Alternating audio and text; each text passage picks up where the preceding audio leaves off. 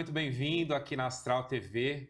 Quarta-feira, 8 da noite, você tem um encontro comigo aqui no Pod Pai, onde eu entrevisto pessoas incríveis que contribuem para a distribuição e para a proliferação da espiritualidade em todo o Brasil. Todas as quartas eu entrevisto pessoas especiais com histórias incríveis que só o Pod Pai revela para você. E hoje eu entrevisto ele, um querido amigo que eu já sigo há muito tempo, eu tenho certeza que você já conhece ou já viu ele em algum lugar, que já está aí com uma rede social super movimentada, que fala coisas incríveis através da simplicidade e do amor. Antes de começar essa entrevista, eu quero dizer, posso perguntar tudo que eu quero, pai? Pode, se eu Então tá puder bom. responder. Então tá bem. Seja muito bem-vindo, pai. Obrigado. Anderson, aqui na nossa casa Muito hoje, no Pod obrigado. Pai, para falar sobre a sua história, para falar sobre a sua vida espiritual. Axé. Seja muito bem-vindo. Muito obrigado. Bom, vamos lá. Então, já que ele já me liberou para perguntar tudo que eu quero saber, eu quero que ele me conte como que essa história começou, como que ele começou, né, na espiritualidade. Conte para todas as pessoas que estão nos assistindo.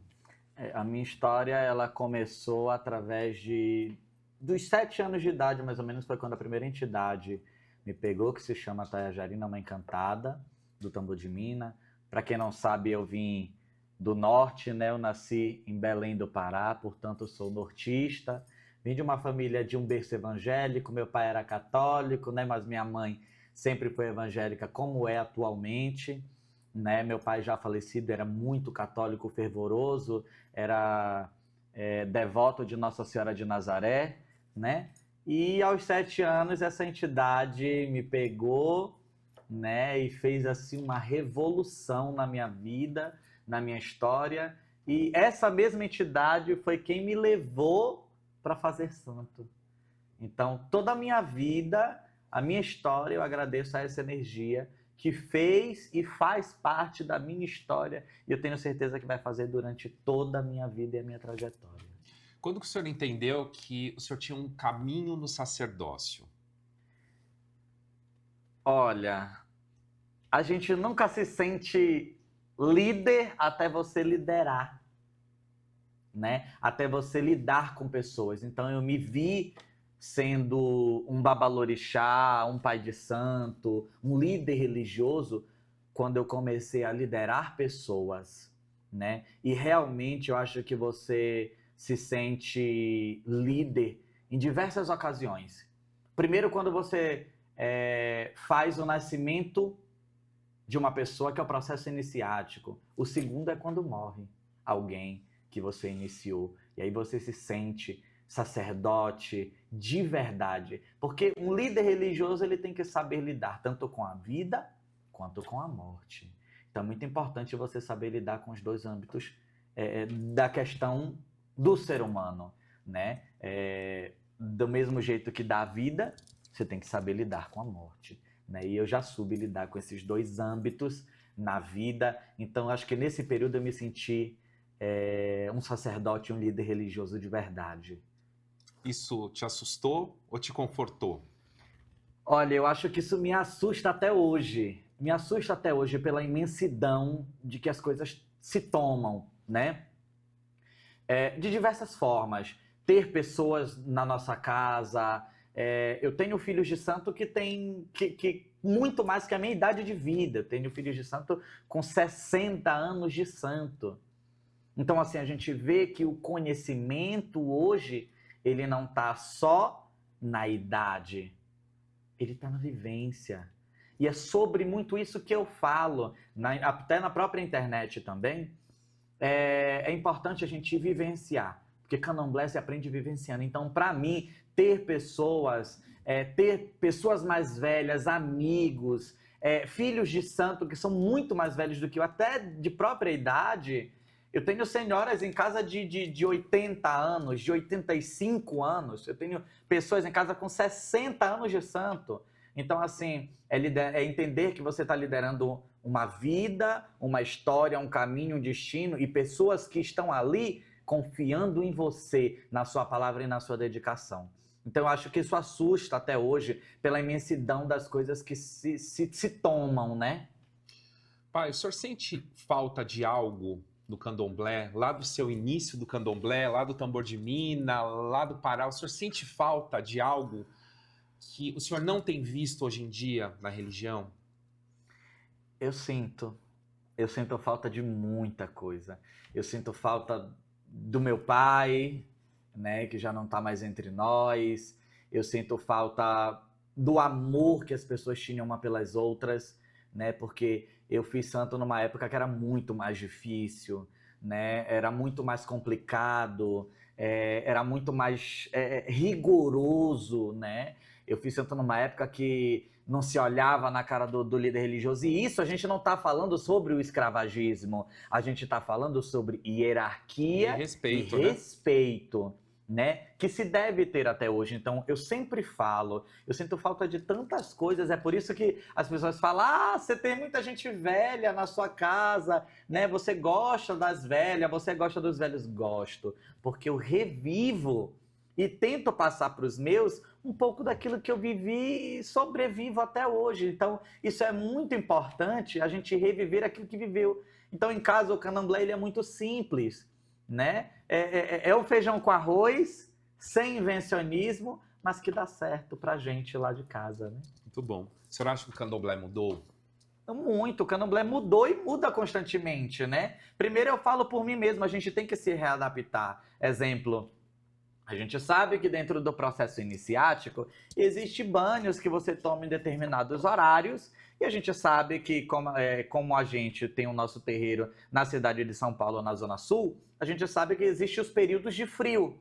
Você não vai pegar uma criança de menos de 1 ano de idade, 0 mês lá, 8, 9 meses, como tem crianças iniciadas em casa, e vai pegar e vai dar ali um banho, né, 4 horas da manhã, no vento, no frio, de água do poço. Então, assim, se readapta, se remolda, mas não dá para mudar. O candomblé não se muda, porque quando eu cheguei dentro do candomblé, ele já existia. Não sou eu que inventei o candomblé, não foi eu que criei o candomblé, não foi eu que criei o que eu faço na minha casa, eu não criei. Quando eu nasci, já estava lá. Eu sigo aquilo que aprendi com meus mais velhos, eu sigo aquilo que aprendo constantemente, porque como é bom Messidália de Iroko falava, e é uma coisa que eu adotei e repito até hoje. Candomblé é uma faculdade que a gente morre sem se formar, mas vale a pena aprender. Muito bom, muito bom. Meu pai, qual foi a maior renúncia que o senhor fez para o seu caminho religioso? A maior renúncia que eu fiz foi da minha vida. Eu não tive infância, eu não tive juventude, eu não tive nada. Eu dediquei a minha vida e dedicaria outras 1000 vidas se tivesse orixá. Essa eu acho que foi uma das maiores renúncias. Entender também que, por ser um líder religioso, nem todo lugar vai me caber ali, né? E eu não falo isso com prepotência, não é. Exemplo, eu gosto muito de samba, eu vou muito em samba, porque eu tenho muitos filhos, filhas pretas que adoram samba, aquela coisa, eu vou, adoro. Mas, tipo, é o único lugar que eu também me enquadro, tipo, eu nunca fui numa boate, eu não sei como é. Eu acho legal quem vai. Também não tenho curiosidade, eu não tenho tempo para ir, né? Então, eu amo samba. Quer me ver? Vai me ver no samba. Eu amo samba. Muito bom, muito bom. Agora é polêmica. Será que você vai... Ah, não sei. Vamos ver. Você já pensou alguma vez em desistir? Olha, desistir, eu acho que não. Mas eu acho que todo ser humano ele tem um momento de fraqueza. E eu acho que esse momento de fraqueza entra no momento da ingratidão do ser humano, né? Mas desistir eu acho que não, porque eu tenho certeza absoluta que eu nasci para ser de orixá. Eu nasci para ser de Vodun. Eu nasci para viver a vida que eu vivo hoje. Eu nasci para me dedicar ao sagrado. Muito bom, muito bom. Você mudaria algo na sua trajetória? Olha, eu não mudaria. Eu acho que eu queria ter vivido no meio de tantas outras pessoas que se foram antes. Eu acho que se eu pudesse mudar, eu queria ter nascido antes, ter vivido antes, ter feito santo ao nascer. Eu fiz santo tarde, né? Eu fiz santo, eu era já um pré-adolescente, né? Eu acho que eu mudaria isso. Eu queria ter vivido mais com os antigos, ter conhecido pessoas que eu não tive a oportunidade de conhecer, né? Mas acho que eu mudaria isso. Muito bom. Essa é polêmica, mais uma. Existe hora de desistir de um filho, de um IAO? Constantemente eu falo isso lá em casa. Se eu desacreditar do ser humano, eu não vou acreditar em mais nada no mundo, né? Porque, querendo ou não, de uma forma ou outra, o orixá ele está atrelado ao ser humano. Eu não posso desacreditar da mudança das pessoas. É claro, o ser humano é muito complicado falar do próprio ser humano. Mas se eu desistir da mudança do ser humano, mas fulano errou. Sim, todo mundo está propício ao erro. Todo mundo é ser humano. Quando a pessoa erra uma vez com você, tá tudo bem. Quando ela erra duas vezes o mesmo erro com você, errado foi você que permitiu. Mas mesmo assim, você ainda assim tem que dar um voto de confiança, porque em algum momento as pessoas elas precisam mudar. Tem aquele que vai querer mudar no decorrer do tempo e tem aquele que nunca vai mudar na vida, né?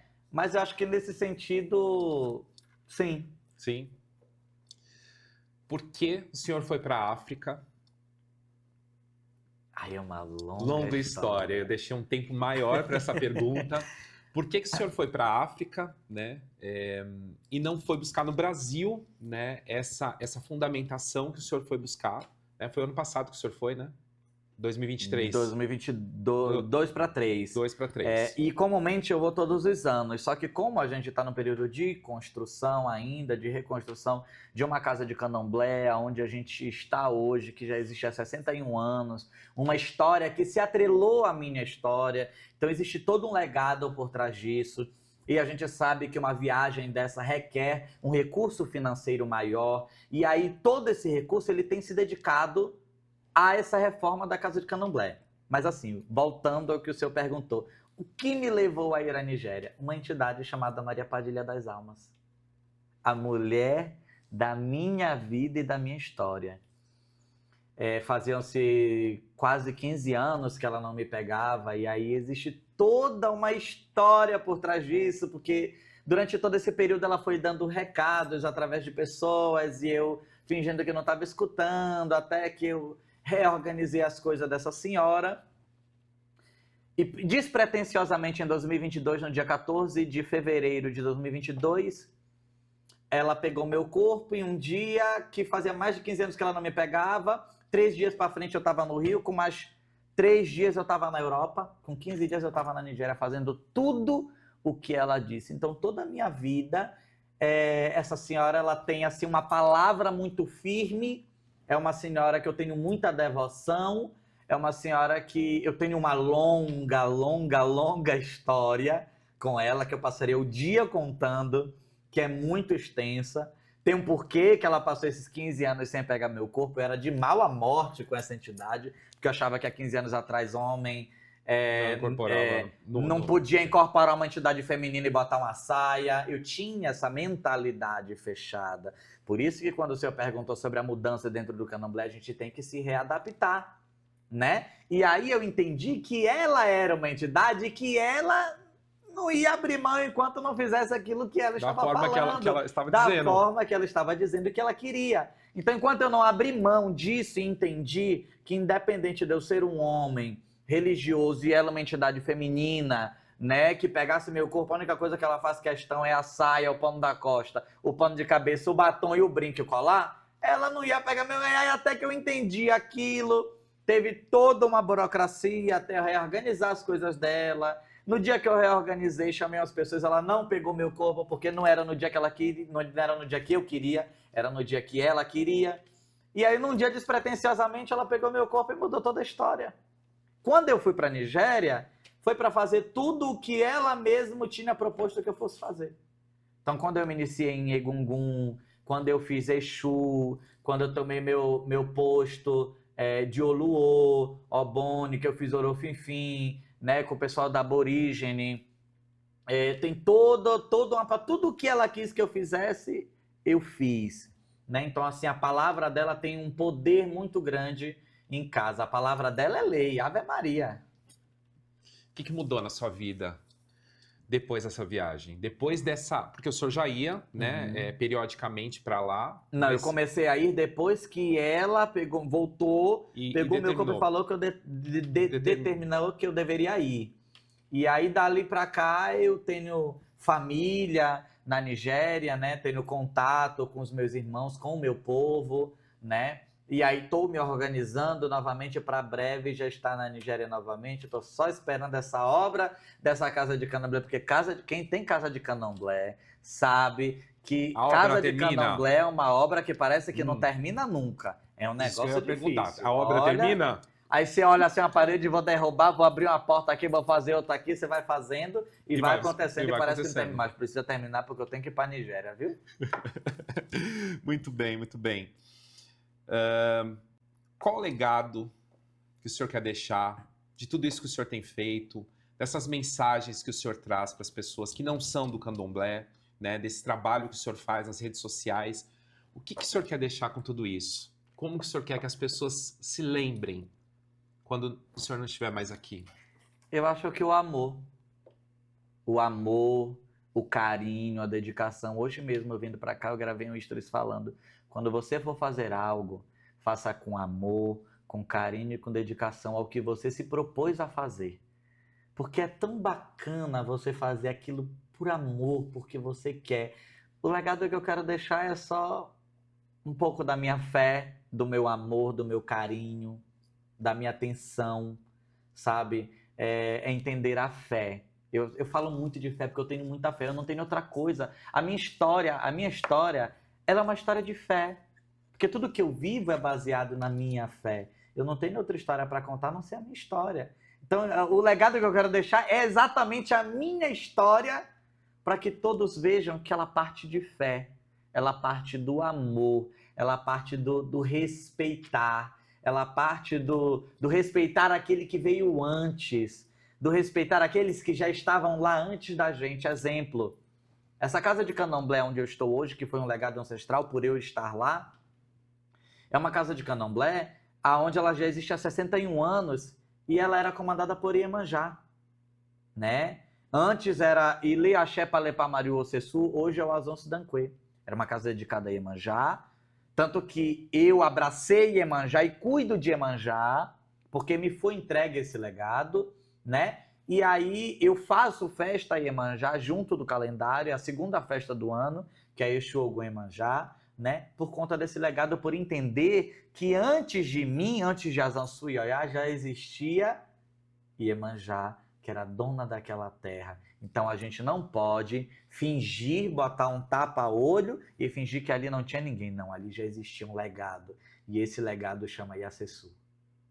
Então a história e o legado que eu quero deixar é só o meu legado, a minha história. E eu tenho certeza que a minha história nunca vai morrer, nunca vai se deixar, porque eu tenho pessoas fiéis que eu tenho certeza que vai continuar esse legado quando eu não estiver mais aqui. E quando for a minha hora, eu tenho certeza que o Lodumare vai preparar um bom lugar para mim.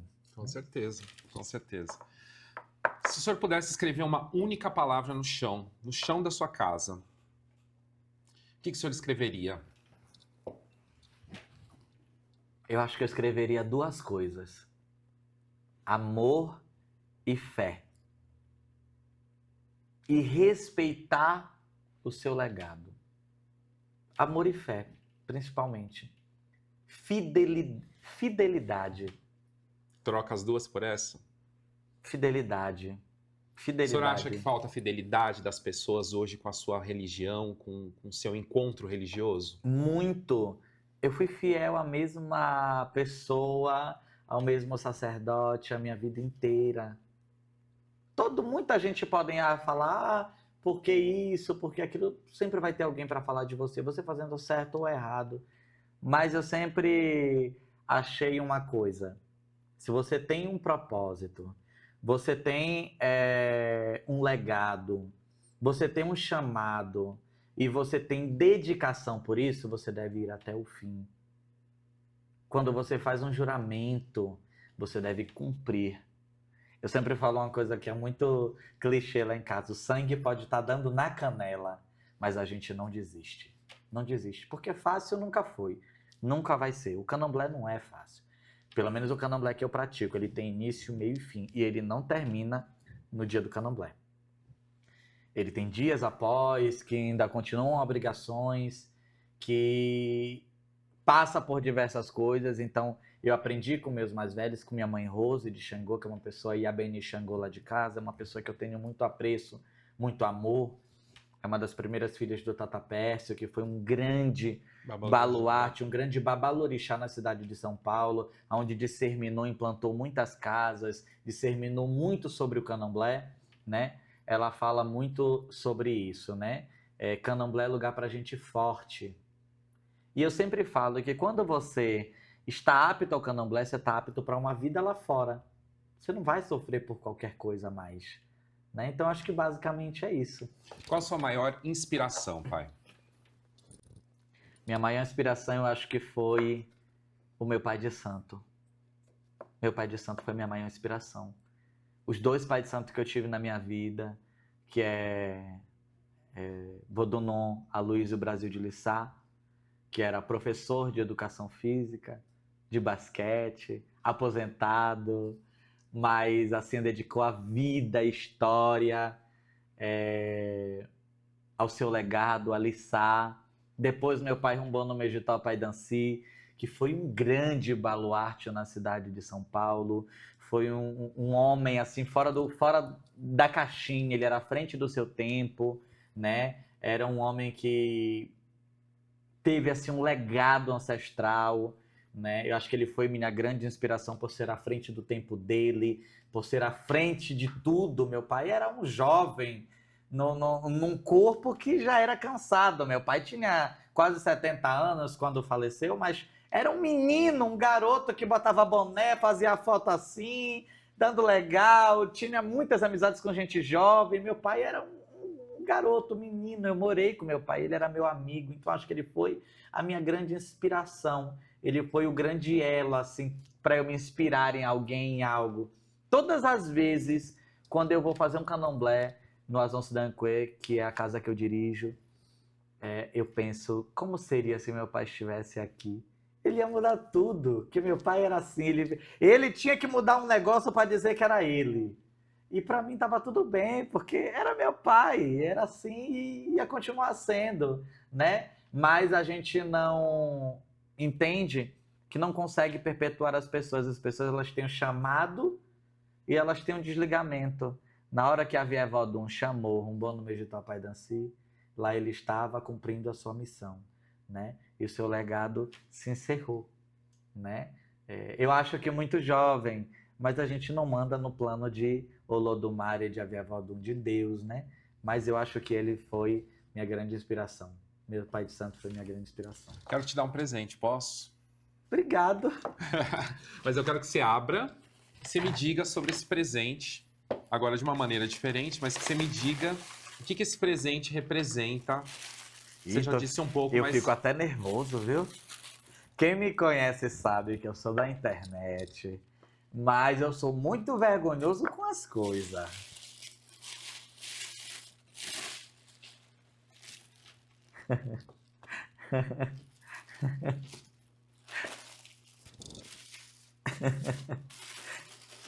Quem me conhece sabe por que eu tô rindo. Eu sorrio quando eu fico nervoso. Essa é a melhor parte do Podpai, que é quando... Aliás, as perguntas aqui, elas são sempre, né, comigo, né, e com o entrevistado. E o final é sempre uma homenagem que eu trago, né, para os meus convidados, para tocar um pouco lá dentro, né, e trazer um pouco de surpresa, né, mais do que as perguntas, né, pai? Porque as perguntas eram surpresa. E conseguiu me emocionar, real. Queria que o senhor dissesse o que o senhor já disse uma parte aqui do podcast, né, sobre essa pessoa, sobre essa energia. Minha vida, ó, tudo que eu sou. E essa tudo é uma das que eu fotos, sou, eu devo a essa senhora. Uma das fotos mais bonitas que o senhor tem lá no Instagram. Aliás, se você não segue o pai Anderson, siga lá, vai estar aqui nos caracteres o Instagram dele. Sigam que ele coloca mensagens incríveis, tem fotos, tem toda a programação da casa. Continue. Ela é o amor da minha vida. A minha história. Realmente. A casa que eu estou, eu agradeço essa energia. A vida que eu tenho, eu agradeço essa energia. Dona Maria Padilha é a mulher que eu sou devoto, assim, fervoroso. A palavra dela é como eu sempre digo, se ela falar agora, antes de virar a noite, o negócio acontece, porque a palavra dela é firme para mim, pode não ser para outras pessoas. No Azon Sidanquê, na casa onde eu dirijo, junto com Babalorixá Tauandiaiá, pra gente, ela é a nossa verdade. Essa é a minha verdade, Dona Maria Padilha. Aliás, com uma festa belíssima todos os anos, né, meu pai? Que o senhor Tá dá a chegando, ela. viu?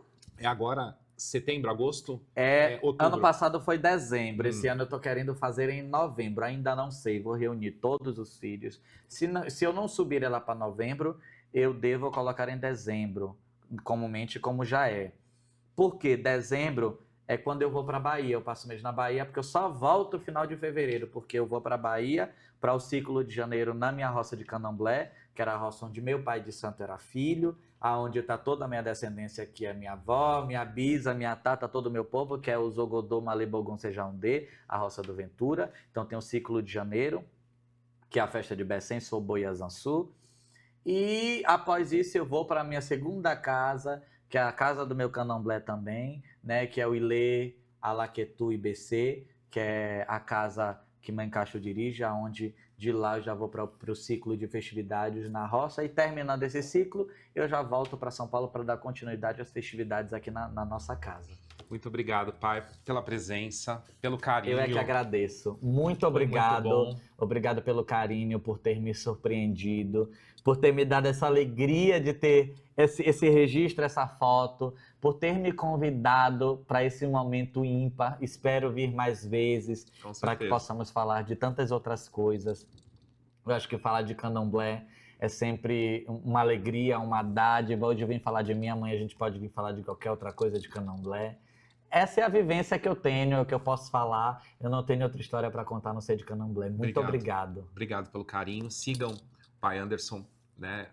Lá nas redes sociais, a gente vai deixar as redes sociais aqui. Aliás, tem um jogo de búzios, se eu fosse você, não perdia, hein?